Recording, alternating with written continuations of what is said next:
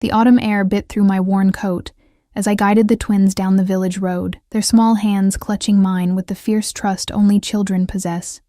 Maya's fingers were sticky with remnants of the honey cake Mrs. Henderson had given us at the market, and Ethan kept tugging at my sleeve, chattering about the red leaves scattered across the cobblestones like drops of fire.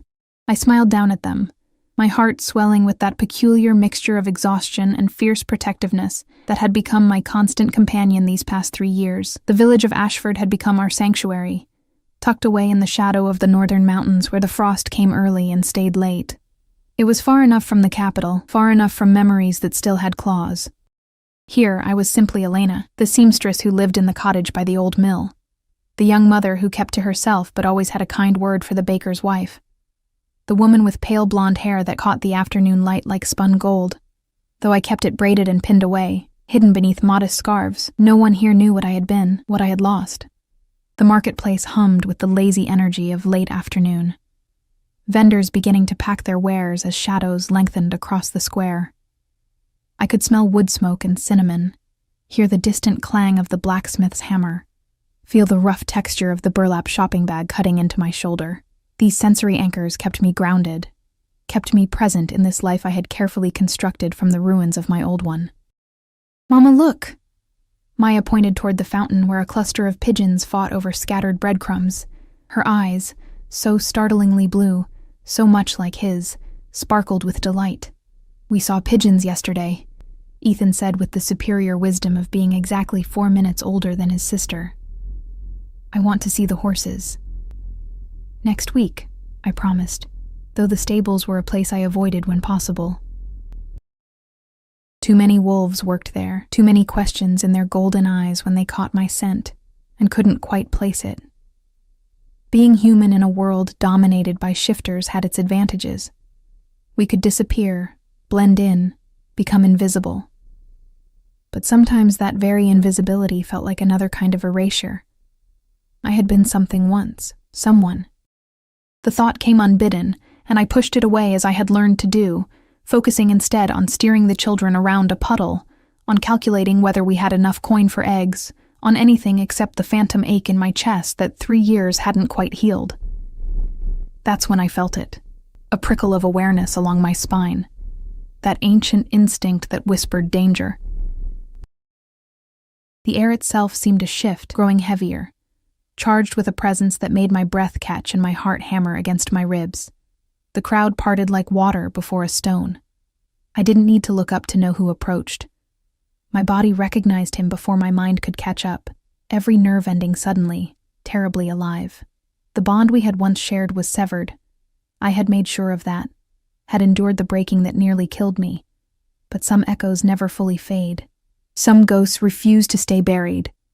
Damon Silvercrest, Alpha King of the Northern Territories, the man I had fled from in the middle of the night 3 years ago, carrying nothing but a broken heart and a secret I couldn't bear to share. His presence commanded the space around him like gravity itself, bowed to his will. I could hear the whispers rippling through the marketplace, the sharp intakes of breath, the hurried bows and curtsies. Power radiated from him in waves that made my knees weak, made that traitorous part of me that had never stopped loving him surge forward like a tide. I kept my head down, kept walking, praying to gods I wasn't sure I believed in that he wouldn't notice us, that we could slip past like smoke, like shadows, like the nothing I had taught myself to become. "Mama?"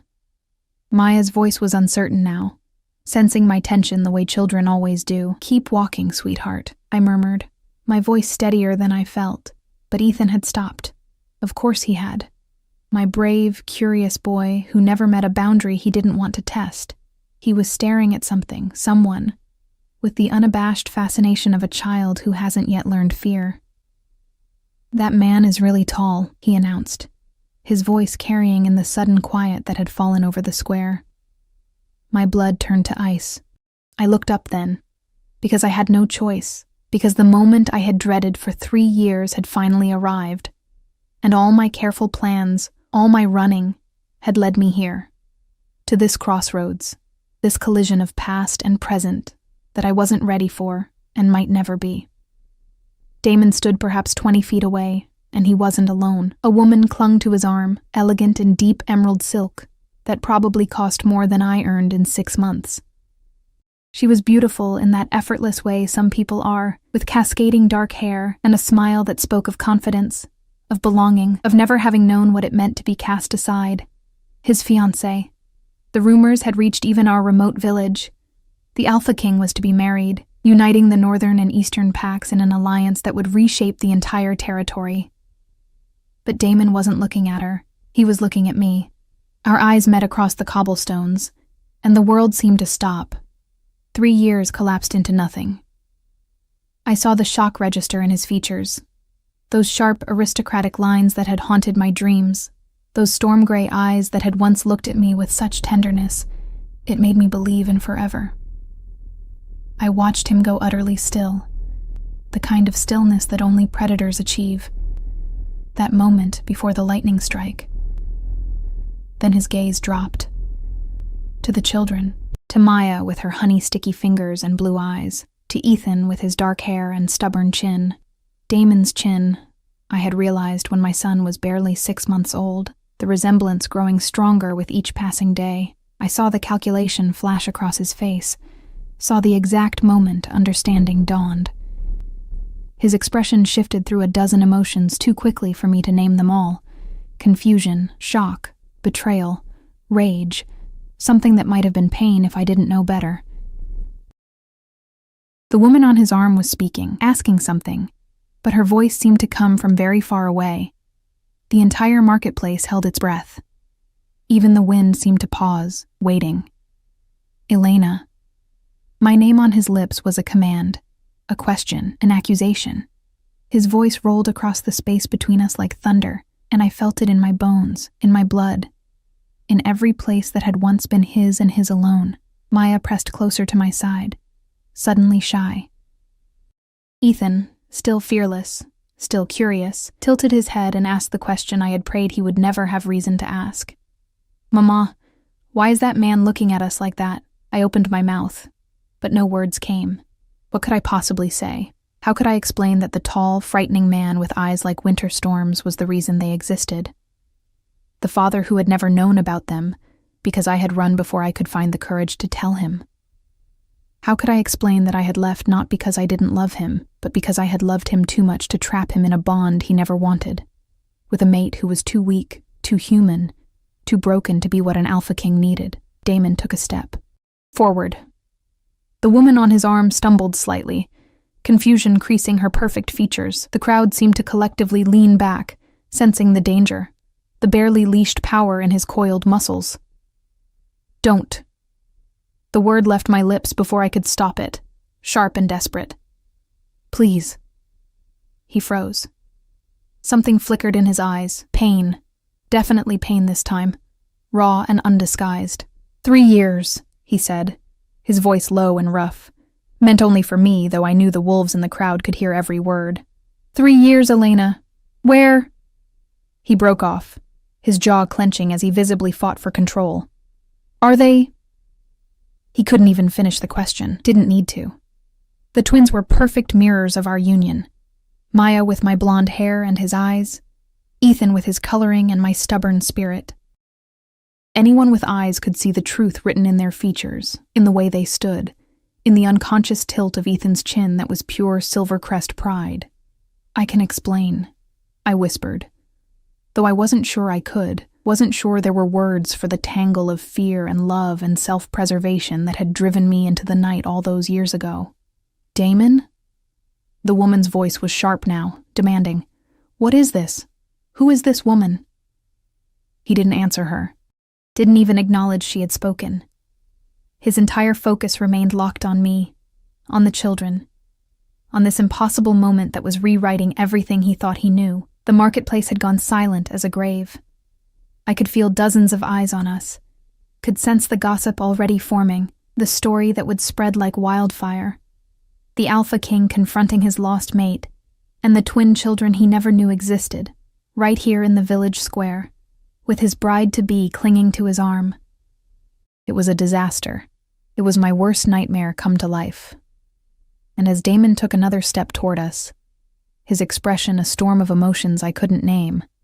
As Maya whimpered and pressed her face against my coat, as Ethan reached up with his small hand to touch my cheek in that comforting gesture he'd somehow learned all on his own, I realized that running was no longer an option.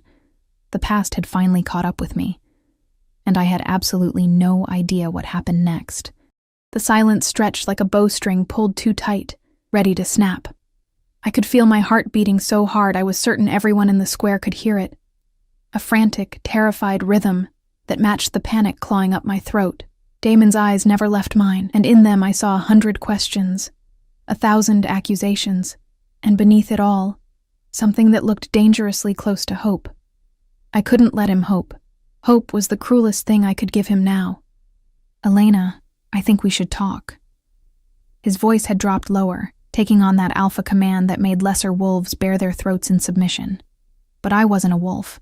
I was human, breakable, but also immune to the supernatural weight of his authority. It was one of the things that had drawn him to me once, my stubborn resistance to his power, the way I met his eyes when others looked away. Now it felt like a curse.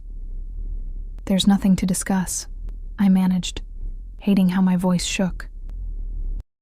I reached for Ethan's hand, prepared to gather both children and disappear into the crowd, into the safe anonymity I had worked so hard to build. But Ethan, my brave, impossible boy, chose that moment to step forward instead of back. "Are you a king?" he asked Damon directly, his child's voice clear in the terrible quiet. "Mrs. Henderson says kings live in castles and have lots of horses." Something cracked in Damon's expression, a softening around his eyes that I remembered too well, that gentleness he showed so rarely it felt like witnessing something sacred. He lowered himself slowly, carefully, until he was at Ethan's eye level, until they were face to face, father and son meeting for the first time. "I do live in a castle," Damon said, his voice stripped of its commanding edge, made human by wonder and barely suppressed emotion. "And I have many horses. Do you like horses?" "I love horses." Ethan's enthusiasm was immediate, his earlier wariness forgotten. "Mama says we can visit the stables next week, but I want to go every day. Maya's scared of them, but I'm not scared of anything." "Ethan, that's enough." I tried to inject firmness into my tone, but it came out pleading instead. I reached for him again, but he darted closer to Damon, drawn by that invisible thread that bound father to son, blood to blood. Damon's hand trembled, actually trembled, as he lifted it toward Ethan's face, then stopped himself, pulling back as if burned. The restraint cost him. I could see it in the tension of his shoulders, in the way his jaw clenched. He wanted to touch, to confirm, to claim. "Damon." The woman's voice sliced through the moment like a blade. She had released his arm and stood rigid, her beautiful face twisted with confusion and growing anger. "Explain this. Now." He rose slowly, his eyes never leaving the children. When he finally looked at the woman, his fiancée, I reminded myself, the one he had chosen to stand beside him, to rule with him, his expression had gone cold and distant. "Victoria, return to the carriage. This doesn't concern you." "Doesn't concern me?" Her voice rose, drawing even more attention from the gathered crowd. "You stop our journey home to stare at some village woman and her children like you've seen a ghost, and it doesn't concern me? I am to be your wife in 3 weeks. 3 weeks. The wedding was in 3 weeks. The pain that lanced through my chest was sharp enough to steal my breath. I had known it was coming, the whole territory knew, but hearing it stated so plainly, so close to this impossible reunion, made it real in a way rumors never could. "Victoria." Damon's tone carried warning now, the alpha command bleeding back in. "I will explain later. For now, do as I ask." She stared at him for a long moment, her dark eyes flashing with fury, and something else. Fear, maybe, or the first bitter taste of understanding. Then she turned sharply, her silk dress swirling around her legs, and stalked toward an elegant carriage waiting at the edge of the square. The door slammed behind her with enough force to make several onlookers flinch. The crowd began to murmur, whispers spreading like wildfire through dry grass. I could imagine what they were saying, how this story would grow in the telling. The Alpha King's secret lover, his hidden children, the scandal that would rock the Northern Territories. I had to stop this, had to protect the twins from becoming pawns in court politics, from being swallowed by a world that would eat them alive. "We're leaving," I said, putting every ounce of steel I possessed into the words. I scooped Maya up. She was getting too big to carry easily, but I managed and grabbed Ethan's hand firmly. "Come on, sweetheart. We need to go home." "But Mama, the king." "Now, Ethan." I turned away from Damon, from the storm in his eyes, from the future that could never be mine. I had made this choice 3 years ago when I fled in the night. I had made it every day since when I woke in our small cottage and thanked the gods for my children's health and safety. I would make it again now, but I had forgotten what it meant to turn your back on an alpha. His hand closed around my upper arm, not roughly but firmly enough that I couldn't simply walk away. The touch sent electricity singing through my veins, awakening nerve endings I had thought long dead. The bond might be severed, but my body remembered his, remembered the way we fit together, the way his touch could unmake me. "Let go," I whispered, not trusting myself to speak louder. "I let you go once, Elena. I won't make that mistake again." His voice was low, meant only for me, vibrating with barely controlled emotion. 3 years. You were gone 3 years, and you never told me. You never gave me a choice. The unfairness of that statement sparked something hot and fierce in my chest, burning away the fear. I whirled on him. Maya still clutched in my arms, and for the first time in 3 years, I let him see my anger. A choice? My laugh was bitter, edged with old pain. Like the choice you gave me when you told the council I wasn't suitable to be your mate. When you said a human Luna would weaken the pack. When you made it clear that what we had was temporary, a youthful indiscretion you'd outgrow. He recoiled as if I'd struck him. "That's not... I never said that." "Who told you?" "It doesn't matter." And it didn't. Not anymore. The words had been said, the damage done. Whether they came directly from his mouth or from the council members who spoke with his authority made no difference. What matters is that I won't let you disrupt their lives. They're happy, they're safe, and they don't need a father who would be ashamed of them. Ashamed? The word came out strangled. He released my arm only to run both hands through his dark hair, a gesture of frustration I remembered too well. "Elena, I searched for you. For months, I sent trackers to every corner of the territory. I thought you were dead. I thought I'd lost you to rogues or worse, and it nearly destroyed me. And you think I'd be ashamed of them? Of my own children?" The raw pain in his voice made my resolve waver. This was the Damon I remembered from late nights and whispered confessions. The man beneath the crown who had held me like I was something precious, who had traced my scars and called them beautiful. But that man had also let me go, had let the council's words poison what we had chosen duty over love when it mattered most. "You have a fiancé," I said quietly, nodding toward the carriage where Victoria waited, her silhouette visible through the window. "You've moved on." "So have I."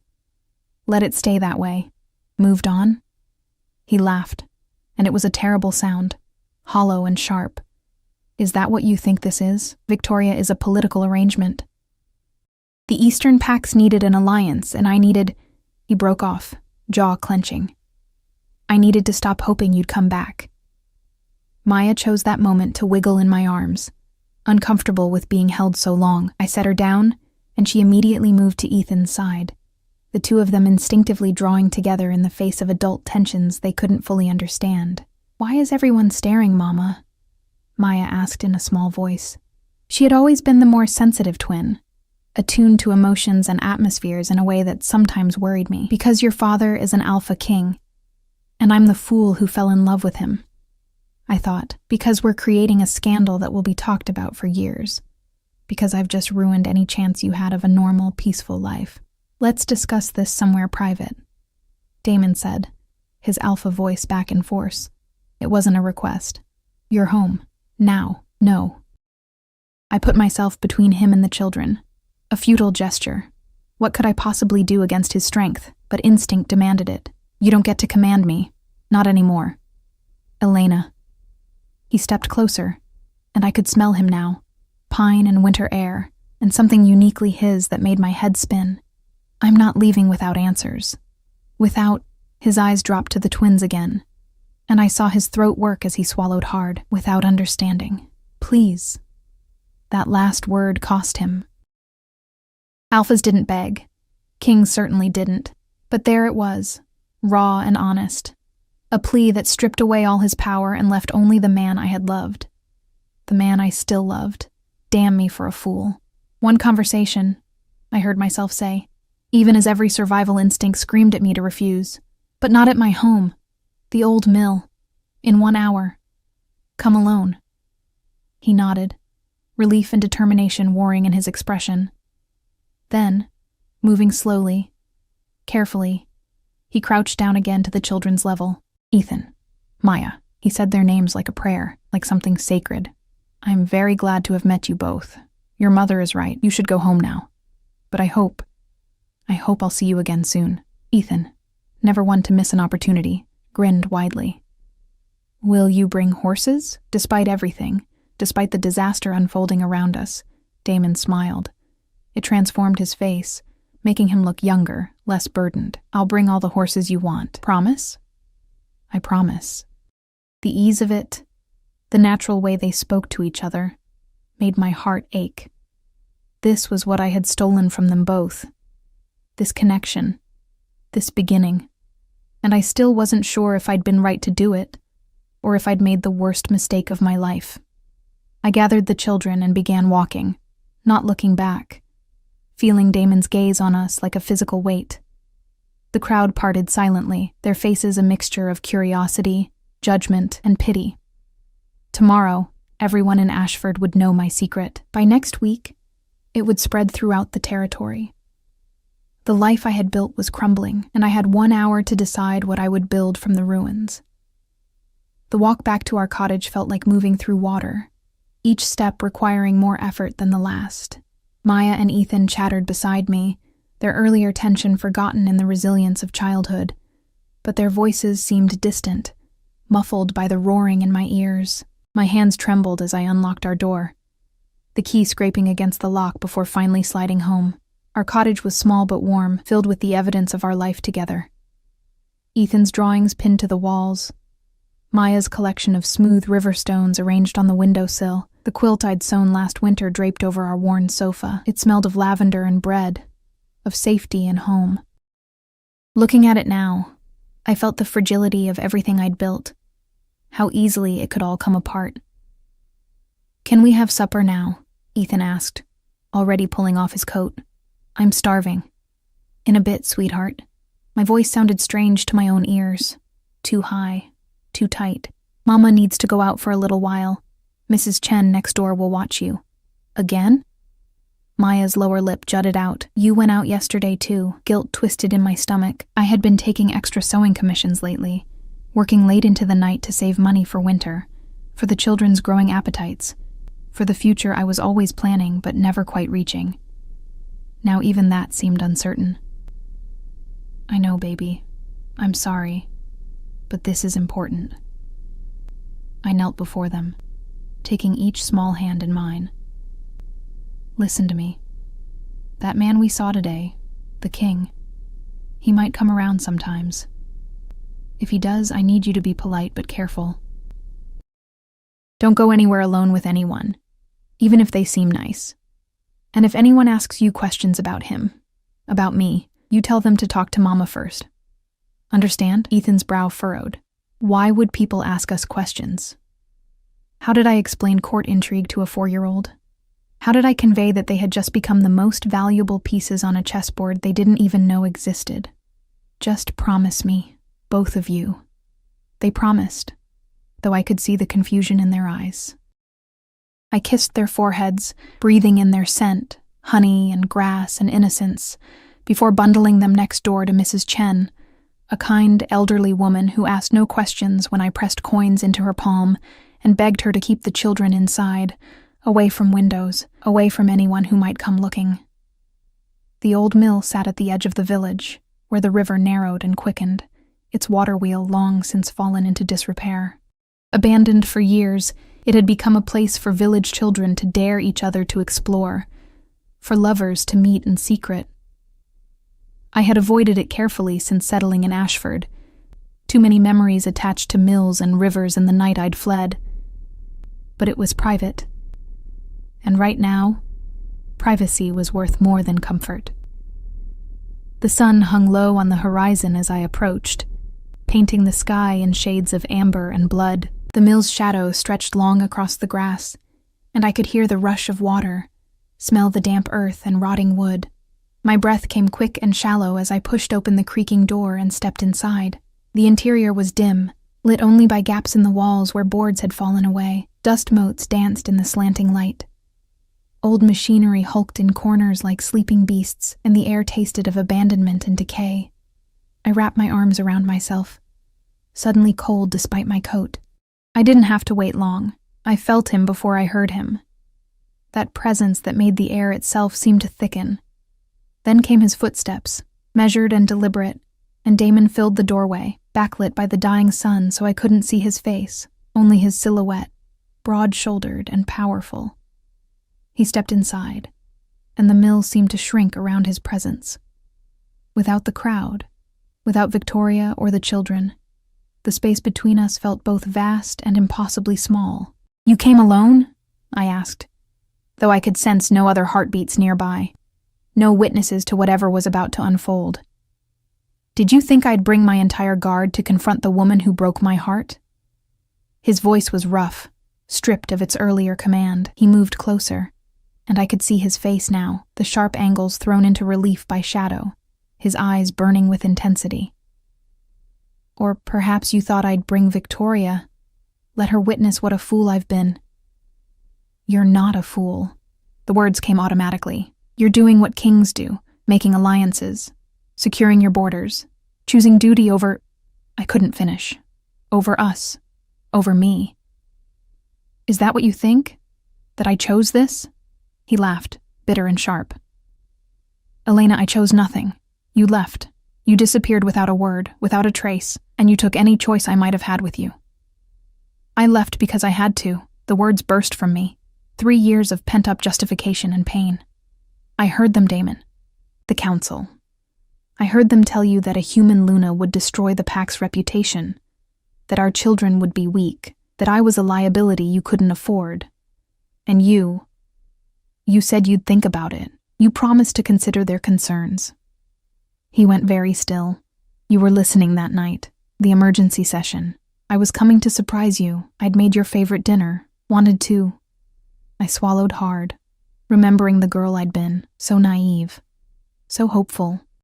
"It doesn't matter what I wanted. What matters is what I heard. Counselor Thorne was very eloquent about all the reasons you couldn't keep me.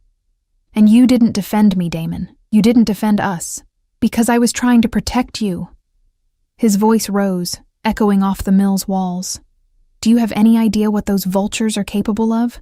Half of them wanted you gone, and the other half wanted to use you as leverage against me. If I'd shown how much you meant to me, how deeply the bond ran, they would have torn you apart to weaken me. So yes, I promised to consider their concerns. I promised to deliberate and discuss, and all the political theater they needed, and then I planned to tell them all to go to hell." I stared at him, my carefully constructed understanding of that night beginning to crack. "What?" He closed the distance between us in 3 strides, and suddenly he was there, close enough that I could see the silver flecks in his gray eyes, the new lines around his mouth that hadn't been there 3 years ago, close enough that I could feel the heat radiating from his body, making me want to lean into it, into him. "I was going to announce our engagement the next week," he said, his voice dropping to barely above a whisper. I had commissioned a ring, prepared a speech, even convinced my mother to come out of retirement to stand with us. I was going to show the entire territory that you were mine, that anyone who wanted to harm you would have to go through me first. But when I came to tell you, to share the plan, you were gone. Your clothes, your books, even that ridiculous mug you loved with the chipped handle. All of it, gone. Like you'd never existed. The floor seemed to tilt beneath me. No, you're lying. You were relieved I left. The searches were just for show, to save face. Relieved? He grabbed my shoulders, not hard but firm, forcing me to look at him. Elena, I nearly went feral. For 3 months I couldn't shift back to human form, because my wolf was convinced if we kept searching, kept hunting, we'd find your scent, your trail, something. My mother had to physically restrain me from declaring war on the rogue packs I was certain had taken you. I drove my entire council to the brink of rebellion because I refused to function, refused to rule, refused to do anything except search for you. Tears burned in my eyes, blurring his face. Then why the engagement? Why Victoria? Because I was dying, Elena. His hands slid from my shoulders to cut my face, his thumbs brushing away tears I hadn't realized were falling. Not physically, but in every way that mattered. My wolf was broken. I was broken. And my mother, in her wisdom, reminded me that I had a duty to my people that superseded my personal grief. That if I couldn't have the mate I wanted, I could at least secure the peace they needed. So I agreed to the arrangement with the Eastern Pacts. I let them parade Victoria in front of me like a prize mare. I went through the motions of courtship, because the alternative was admitting that the only woman I'd ever loved had chosen to leave me. And I couldn't. His voice cracked. I couldn't bear for them to know how completely you'd destroyed me. I didn't want to destroy you. My hands came up to cover his, pressing them against my cheeks. I wanted to save you from the scandal, from the weakness of having a human mate, from children who would be perfect, he interrupted fiercely. They would be perfect because they're ours, because they're half you. And you, Elena, you were never weak. You were the strongest person I'd ever met.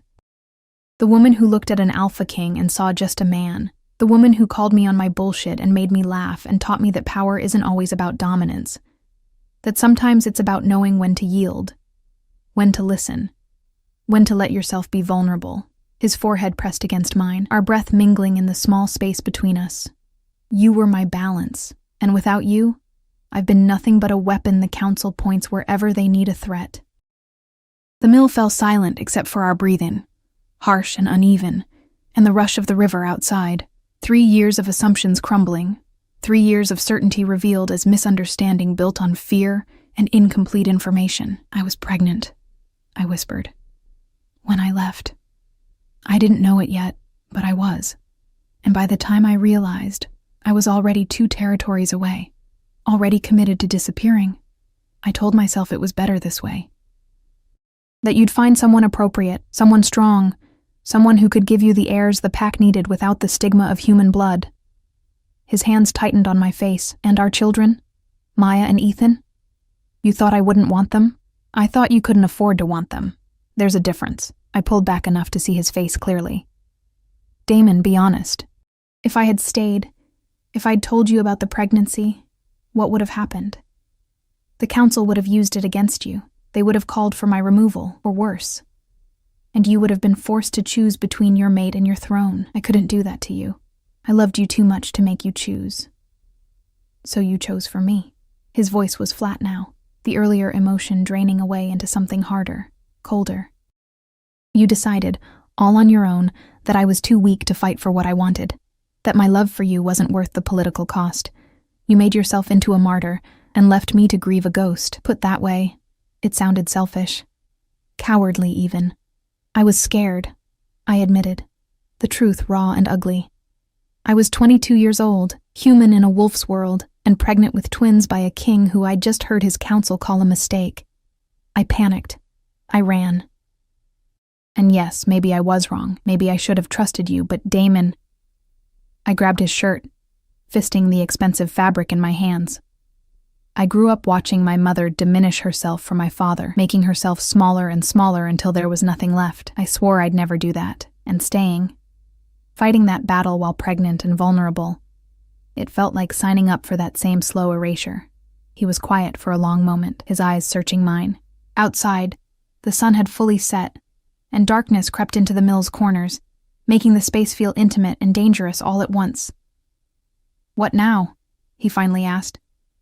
You've hidden them from me for 3 years. You've built a life here, away from the court, away from me. And in 3 weeks, I'm supposed to marry another woman and unite 2 territories. So tell me, Elena, what the hell do we do now? I had no answer, because the truth was, I didn't know. The children changed everything. They deserved to know their father. They deserved the opportunities his name could provide, the protection of his status, but they also deserved a childhood free from court politics, from the constant scrutiny and danger that came with being royal heirs. And I deserved. What? What did I deserve after the choice I'd made? I won't keep them from you, I said slowly, thinking through each word, but I won't let them become pawns in your court either. They stay here, with me, living normal lives. You can visit, get to know them, but on my terms. No claims, no announcements, no dragging them into your world until they're old enough to understand what that means. Unacceptable. His voice went hard, alpha command bleeding back in. They're my children, Elena, my heirs. I have a right. You have no rights. I shoved at his chest, anger surging hot and bright. You gave up your rights when you didn't fight for me 3 years ago, when you let me walk out believing I was disposable. These children are here, healthy and happy, because I made sure of it, because I worked myself to exhaustion giving them everything they needed. So don't you dare walk back into our lives and start making demands. We stood there, locked in a battle of wills, neither willing to yield. The old machinery creaked around us as wind whistled through the gaps in the walls. And in that tense silence, I heard something else. The snap of a branch outside, too deliberate to be an animal. Damon heard it too. His entire body shifted, going from angry lover to lethal predator in a heartbeat. He pushed me behind him, one arm coming up in a protective gesture that was pure instinct. Someone's here, he murmured, his voice barely a breath. Multiple someones. Wolves. And they don't smell like mine. My blood ran cold. Eastern Pack? No. His jaw clenched. Rogues, at least 6 of them, surrounding the mill. Before I could process that, before I could even begin to panic, the door exploded inward in a shower of splinters, and our fragile moment of reconciliation shattered into something far more dangerous. The rogues poured through the shattered doorway like a dark flood, their eyes gleaming amber in the darkness, their forms half-shifted, that dangerous in-between state where they retained human cunning but gained animal savagery. I counted 7. No, 8 of them, their clothes torn and dirty, their scents wild and unwashed. These weren't organized pack wolves. These were the lost ones, the banished, the kind who had nothing to lose and everything to gain from chaos. Damon's transformation was instantaneous. One moment he stood beside me in human form. The next, his body rippled and expanded, bones restructuring with sounds that should have been sickening but were somehow natural, inevitable. His wolf was massive, easily twice the size of any normal shifter. His fur so dark, it seemed to absorb light, his eyes burning silver white with alpha power. He placed himself between me and the rogues, a living shield, a snarl rumbling from his chest that made the mill's remaining windows rattle. Well, the voice came from the largest of the rogues, a scarred man who remained in human form, though his eyes betrayed his wolf, lurking just beneath the surface. The rumors were true, the Alpha King himself, sneaking around a broken mill with his little human whore. And here we thought it was just village gossip. I pressed my back against the cold wall, my heart hammering so hard I thought it might crack my ribs. My mind raced, not for myself, but for the children. If these rogues knew about me, if they'd been watching, did they know about Maya and Ethan? Were they safe with Mrs. Chen? Or had I led danger straight to their door? Damon's growl deepened, a sound that vibrated through the floorboards, through my bones. Even in wolf form, his message was clear. Leave now, or die. The scarred rogue laughed, the sound grating and cruel. Oh, we're not here for you, Your Majesty, though taking down an Alpha King would certainly make our reputation. No, we're here for her. He pointed at me with a finger missing its tip. The Eastern Packs are very interested in why you'd cancel your wedding tour to chase down some seamstress, and they're willing to pay handsomely for information, even more for leverage. The pieces clicked together with horrible clarity. Victoria. She must have sent word to her family, to the Eastern Alliance about the scene in the village square, and they, smelling opportunity, had dispatched these rogues to investigate or to eliminate the problem I represented. Before I could voice any of this, Damon lunged. His attack was brutal and efficient, centuries of alpha dominance distilled into pure violence. The first rogue didn't even have time to scream before Damon's jaws closed around his throat, the wet sound of tearing quickly silenced. The body dropped, and Damon was already moving to the next target, his massive form a blur of darkness and fury. But 8 against 1, even when the one was an alpha king, were bad odds. 2 rogues broke away from the pack, circling around the fight, their intent clear. They were coming for me. I scrambled backward, searching desperately for anything I could use as a weapon. My hand closed around a piece of old pipe, rusted and barely substantial, but it was something. The first rogue reached me in his half-shifted form, all extended claws and too many teeth. I swung the pipe with everything I had, catching him across the temple. The impact jarred up my arms, and the pipe bent but held. He staggered, more surprised than hurt, and that surprise gave me the seconds I needed to dodge his retaliatory swipe. Damon. I didn't know if I was calling for help or warning him. The distinction seemed irrelevant when claws raked across my shoulder, tearing through my coat and finding flesh beneath. Pain exploded hot and sharp, and I felt blood, my blood, begin to soak through the fabric. Damon's howl shook the mill's foundations. I'd never heard anything like it, pure rage given voice, the sound of a mate bond that might be severed but still resonated with protective fury. He abandoned his current opponent mid-fight, launching himself across the space to reach me. What happened next occurred too fast for my human eyes to fully process. Damon collided with my attacker like a force of nature, and the rogue simply ceased. One moment a threat, the next a broken thing that would never threaten anyone again. The second rogue who'd been circling me took one look at Damon's blood-soaked muzzle and actually whimpered, backing away with his ears flat, submission in every line of his body. It wasn't enough to save him. I turned away from what followed, pressing my hand against my wounded shoulder, feeling warm blood pulse between my fingers. The sounds behind me were visceral and final. The wet crunch of bone, the gurgle of last breaths, the heavy thump of bodies hitting the floor. My stomach churned, but I forced myself to stay upright, to stay conscious, to not become more of a liability than I already was. When silence finally fell, broken only by harsh breathing and the drip of blood on old wood, I dared to look back. The mill floor was a massacre. Bodies lay scattered like broken dolls, and in the center of it all stood Damon, still in wolf form, his dark fur matted with blood. Theirs, and some his own, I realized, seeing the gashes along his side and shoulder where claws had found purchase.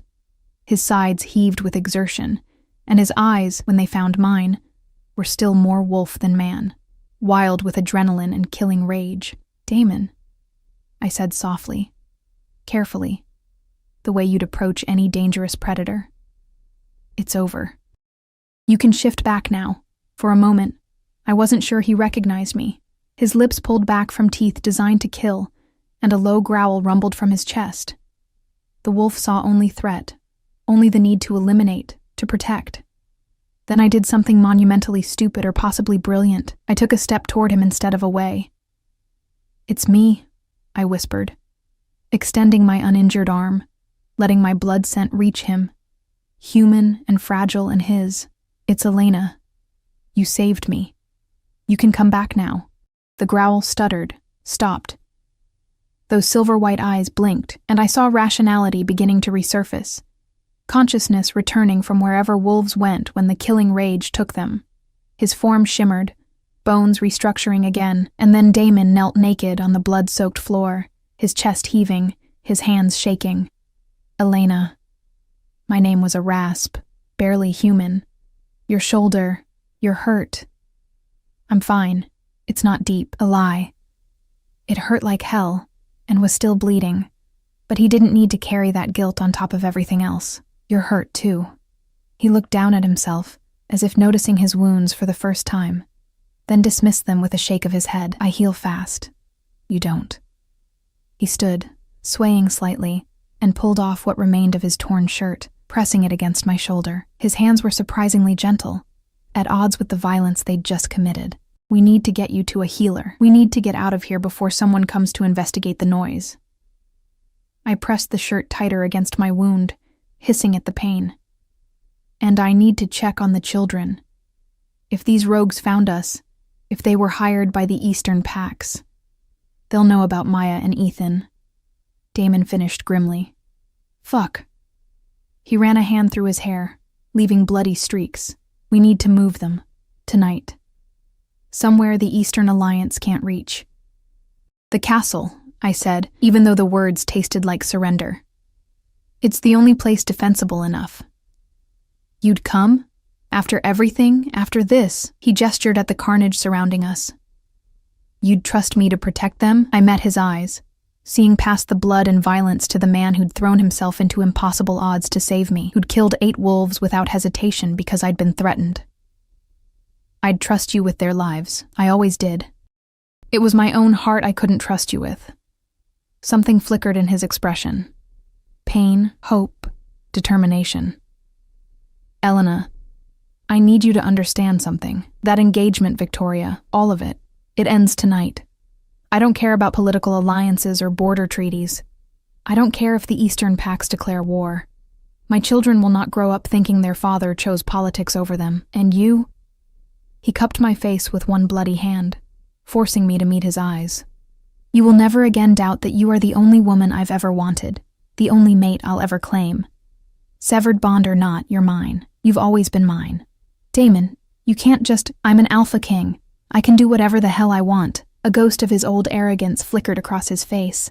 Let them try to stop me. The absurdity of it. Standing in a mill full of corpses, both of us bleeding and battered, declaring love and making ultimatums, struck me suddenly. A laugh bubbled up, slightly hysterical, and once it started, I couldn't stop it. What? Damon demanded, though I could see his own lips twitching. Nothing. Everything. Us. I gestured between us with my good arm. 3 years of carefully avoiding each other, and we manage a reunion, an emotional revelation, and a rogue attack all in one evening. We've never done anything halfway, have we? No, he agreed, his smile turning soft, almost tender. We haven't. The moment broke when I swayed, blood loss and shock finally catching up with me. Damon caught me before I could fall, lifting me easily despite his own injuries. I can walk, I protested weakly. Humor me. He carried me toward the door, stepping carefully over bodies, his warmth seeping into me and making me realize how cold I'd become. We'll get the children, take them to the castle, and then we're having a very long conversation about the future. No more running, Elena. No more hiding. Agreed? I should have argued, should have protested the high-handedness, the assumption that I'd simply fall in line with his plans. But I was tired, so tired of being strong alone, of making every decision in isolation, of carrying the weight of our family's survival on shoulders that had never been built for such burdens. Agreed, I whispered against his chest. But Damon? Victoria won't accept this quietly. Let her try.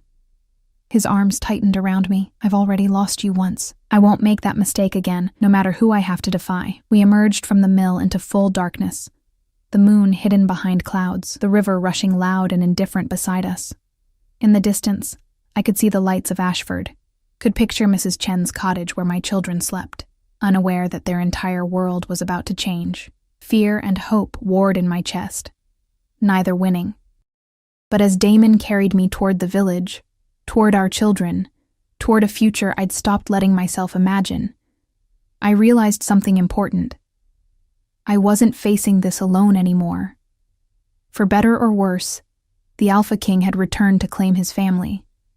And this time, I was going to let him. The walk back to Ashford should have been peaceful, but tension coiled in my stomach with every step. Damon had shifted back to wolf form, easier to travel quickly and defend if needed. And I clung to his back, my fingers tangled in his thick fur, my wounded shoulder screaming with every jolt. The forest around us was too quiet, the usual night sounds conspicuously absent, as if the very trees were holding their breath. We were halfway to the village when Damon stopped abruptly, his entire body going rigid beneath me. A growl rumbled through him, and I felt more than heard him scent the air, analyzing, calculating. Then I smelled it too. Smoke. Not the pleasant wood smoke of cooking fires, but the acrid chemical stench of something burning that shouldn't be. No, I breathed, even as Damon broke into a run, his powerful legs eating up the distance. No, please no. We burst from the tree line to chaos. 3 cottages were ablaze, including Mrs. Chen's, flames licking up into the night sky and painting everything in hellish orange and red. Villagers ran with buckets, shouting and crying, trying desperately to control the inferno.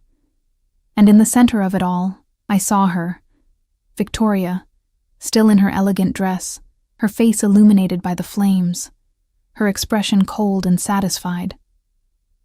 The children, I gasped, sliding off Damon's back and stumbling forward despite my injury, despite the pain, despite everything. Maya! Ethan! Victoria's smile was sharp as a blade. Looking for something, Elena? Or should I say, someone? My world narrowed to a single point of absolute terror. The flames roared, consuming Mrs. Chen's cottage with a hunger that seemed almost alive, and all I could think was that my children were inside, that I had failed them, that the one job I had, keeping them safe, had shattered in a single evening of poor choices and worse timing. Where are they? The scream tore from my throat, raw and animal. I lunged toward the burning cottage, but arms caught me. Damon shifted back to human form, naked and bleeding but impossibly strong. Let me go! My babies are in there. They're not. Victoria's voice cut through my panic like ice water. She gestured casually, and from behind her stepped 2 of her guards, and between them, thank every god that might be listening, walked Maya and Ethan, frightened but unharmed, Mrs. Chen shuffling behind them with tears streaming down her weathered face. The relief hit me so hard my knees buckled. Damon held me upright, his grip the only thing keeping me standing as I stared at my children, whole and safe and terrified. Mama! Maya's cry was heartbroken, and she tried to run to me, but the guard's hand on her shoulder kept her in place. Let them go, Victoria. Damon's voice was deadly calm, the kind of calm that preceded violence. Whatever game you're playing, they have no part in it. Game? Victoria laughed, sharp and bitter. This isn't a game, Damon. This is reality. Did you think you could humiliate me in front of an entire village, chase after your human whore, and I would simply accept it? Did you think my family would accept it? She took a step forward, her silk dress rustling, her beautiful face twisted with fury. The Eastern Alliance isn't some political convenience you can discard when something more appealing catches your eye. We are your equals, your partners, and we will not be disrespected. You set fire to a village because your pride was wounded. I found my voice, found my anger beneath the fear. You endangered children, innocent people, because you couldn't handle being second choice. Second choice? Her eyes flashed. I'm not second to anything. I'm an alpha's daughter, a pack princess, bred and trained for exactly this role. And you, she looked me up and down with undisguised contempt. You're a human, a fragile, weak, temporary amusement that should have known her place. But instead, you spread your legs for a king and got lucky twice. Her gaze cut to the twins. Those children are an embarrassment. Half-breed abominations that weaken the bloodline and make a mockery of everything we are. Damon moved before I could even process the words, his speed inhuman, his hand closing around Victoria's throat. He lifted her off the ground, his eyes blazing silver, his control hanging by the thinnest thread. Say that again, he whispered, each word enunciated with terrifying precision. Call my children abominations one more time, and political alliance be damned. I will tear out your spine and send it back to your father as a declaration of war. Victoria clawed at his hand, her face reddening, but she managed to choke out, Kill me. Eastern packs. War anyway. You've already chosen. He held her there for one more endless moment, and I saw him weighing it, his duty against his rage, politics against protection. Then, with a sound of disgust, he threw her to the ground. She landed hard, gasping and coughing, her hand going to her bruised throat. The engagement is ended, Damon announced, his voice carrying across the square where villagers had gathered, drawn by the flames and the drama. effective immediately. Whatever alliance your family sought dies with your actions tonight. You endangered innocents, threatened children, and destroyed property under my protection. Return to the Eastern Territories and tell your father that any act of aggression will be met with the full force of the Northern Pacts. Victoria struggled to her feet, her elegance shattered, her eyes promising murder. You'll regret this. My father will not accept such an insult. The other alphas will not support you in this. Then let them come. Damon's smile was all teeth, all predator. I've been too soft, too willing to compromise. Maybe it's time they remembered what an alpha king can do when properly motivated. He turned his back on her, the ultimate dismissal, and walked to where the guards still held the children. One look from him, one pulse of his alpha authority, and they released Maya and Ethan immediately, stepping back with lowered eyes. The twins ran to me, and I collapsed to my knees to catch them, ignoring the screaming pain in my shoulder as I wrapped my arms around them, breathing in their scent, feeling their solid warmth, their racing hearts, their aliveness. Are you hurt? Did they touch you? Tell me you're okay. The words tumbled out between kisses pressed to their hair, their cheeks, anywhere I could reach. We're okay, Mama, Ethan said, though his voice shook. The lady was mean, but the old lady protected us. She said bad words I'm not supposed to repeat. Despite everything, I laughed. A watery, broken sound. Mrs. Chen is a hero. We'll thank her properly later. The king came back. Maya whispered against my neck. Is he really our papa? The question stopped my heart. In all the chaos, I hadn't thought about what they'd heard, what they'd understood from the confrontation in the square, from the events of this impossible evening. I pulled back enough to see both their faces, so young, so innocent, looking at me with absolute trust that I would tell them the truth, that I would make sense of the madness. Yes, I said simply, because they deserved that honesty. He is. Why didn't you tell us? Ethan's lip trembled. Don't papas want their children? The accusation in his small voice nearly broke me. Oh, sweetheart. Your papa didn't know about you. I made a mistake. A big one. And I kept you secret because I was scared, but he wants you very much. I promise. I do. Damon knelt beside us, and I saw tears on his face, actual tears running down the Alpha King's cheeks as he looked at his children, his voice thick with emotion. I want you more than anything, and I know I miss so much. Your first words, your first steps, 3 years of watching you grow, and I can never get that back. But if you'll let me, if your mama will let me, I want to be your papa now. I want to keep you safe and teach you things and bring you all the horses you could ever want to meet. Ethan studied him with the seriousness only a 4-year-old can muster. Will you protect Mama too? She gets sad sometimes when she thinks we're sleeping, and she works too hard and her hands hurt. I will protect your Mama, Damon said solemnly. With everything I have, I promise. Okay then. Ethan held out his small hand. You can be our papa. Damon took that little hand like it was something sacred, something worth more than his entire kingdom, and shook it carefully. Then Maya, not wanting to be left out, threw her arms around his neck, and I watched the Alpha King who commanded armies and ruled territories simply dissolve, his arms coming up to hold his daughter like she might disappear if he let go. The moment was shattered by Victoria's voice, venomous and sharp. This isn't over, Damon.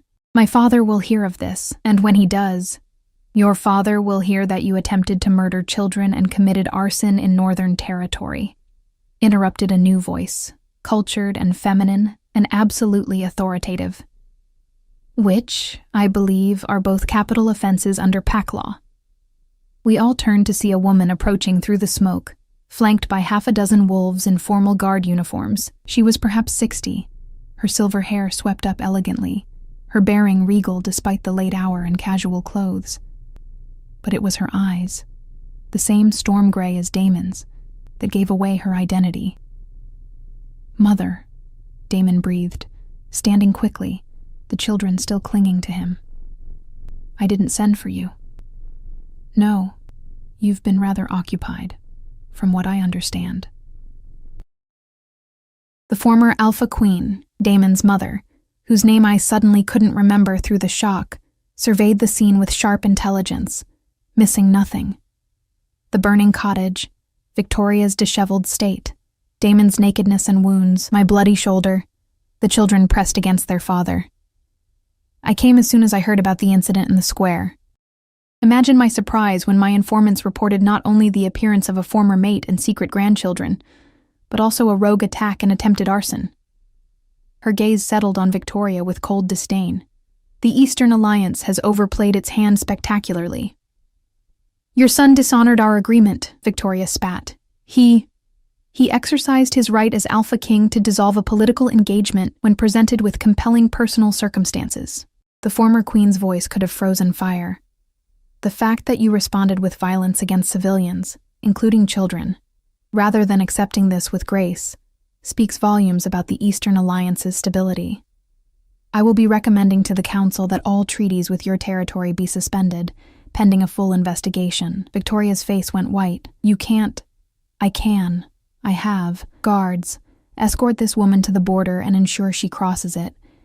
If she attempts to return to Northern Territory, she is to be detained for trial. The former queen made a dismissive gesture, and Victoria was surrounded, her protests falling on deaf ears as she was marched away into the darkness.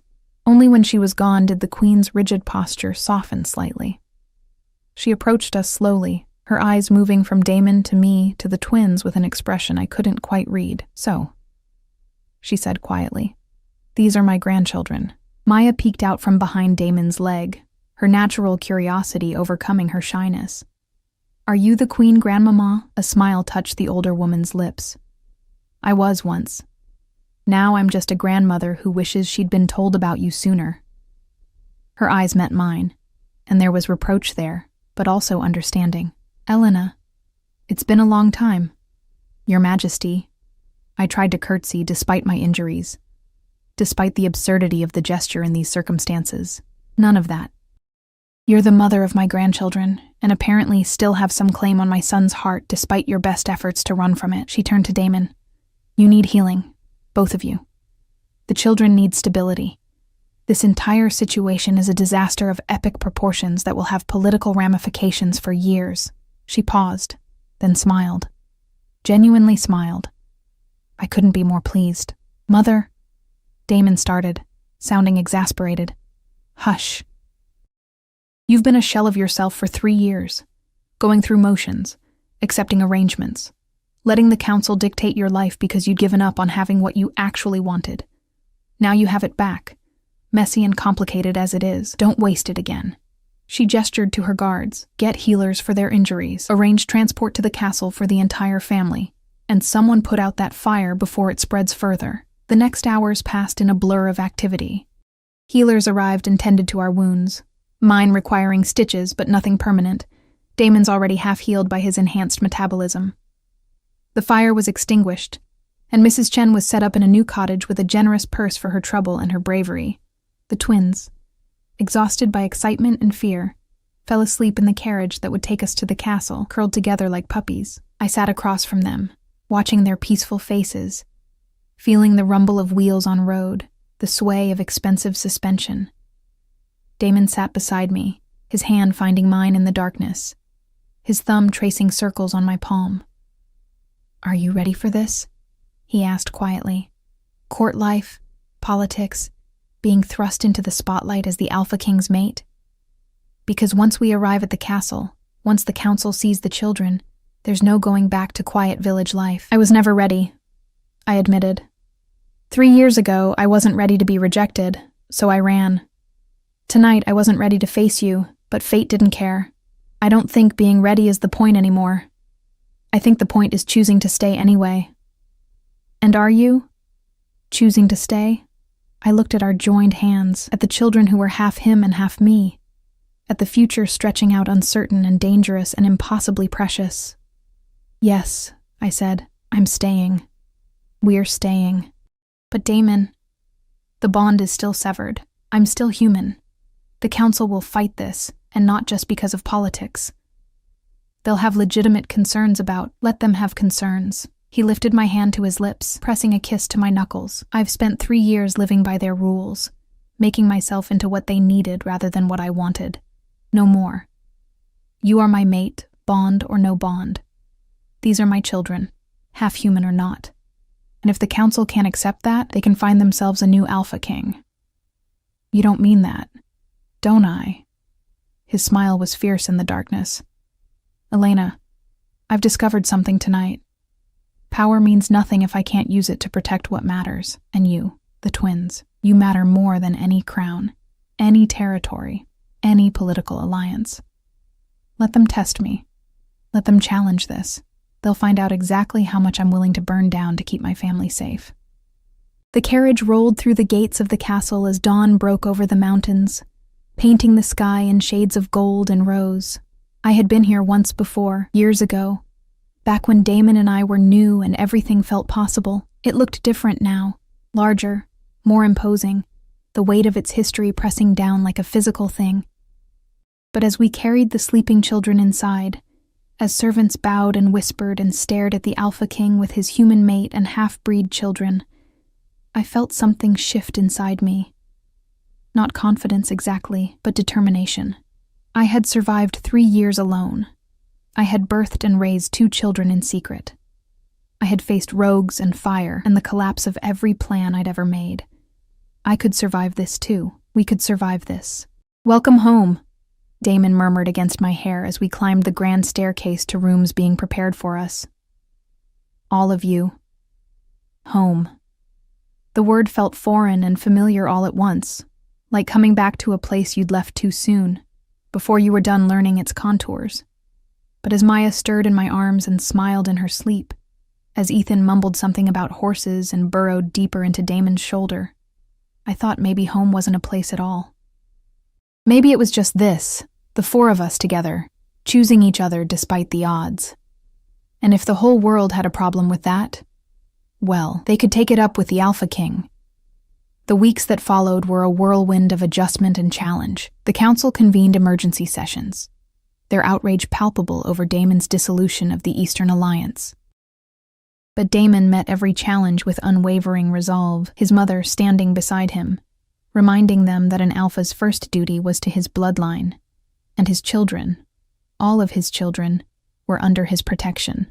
Maya and Ethan adapted with the resilience of youth, enchanted by the castle's grandeur, the endless gardens to explore, and yes, the stables full of horses that Damon personally introduced them to. I watched my son's face light up the first time he sat on a horse, watched my daughter overcome her fear with her father's patient encouragement, and felt pieces of my heart I hadn't known were broken begin to heal. The bond remained severed. I could feel its absence like a phantom limb. But Damon courted me anyway, with the patience and determination of a man who knew what he'd lost and refused to lose it again. Flowers appeared in my rooms, quiet dinners were arranged. He asked about my life in Ashford, about the children's favorite stories, about my dreams for the future, and he listened like my words were scripture. And slowly, carefully, I let myself believe that this could work, believe that I deserved this, believe that love, even complicated and scarred and rebuilt from ruins, could be enough. 6 months after that chaotic night in Ashford, Damon took me back to the old mill, now cleaned and repaired, transformed from a site of violence into something peaceful. The river rushed beside us as the sun set, painting everything gold. I wanted to give you a choice, he said, kneeling before me like I was something precious. 3 years ago, I never got to ask. You never got to answer. So I'm asking now, with no politics, no pressure, no counsel breathing down our necks. Elena, will you be my mate? Will you stand beside me, not because you have to, but because you choose to? Will you let me spend the rest of my life proving that you were never second choice, never a liability, never anything but the best thing that ever happened to me? I looked at this man, this Alpha King who commanded thousands but knelt before me with his heart in his hands, and I saw our future spreading out before us. It wouldn't be easy. There would be challenges, opposition, moments of doubt, but we would face them together. Yes, I whispered, pulling him up to kiss me as the sun painted us both in fire. Yes, I choose you. I choose us. I choose this impossible, beautiful, terrifying thing we're building. The bond, when he marked me again that night, snapped into place like it had never been severed. Like 3 years of separation had been nothing but a bad dream. And this time, when I felt the connection sing between us, his heart, my heart, beating in synchrony, I didn't run from it. I ran toward it. Toward him. Toward home.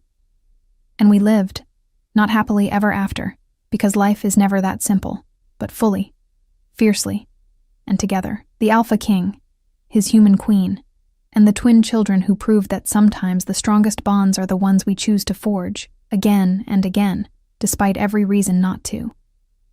That was enough. More than enough. It was everything.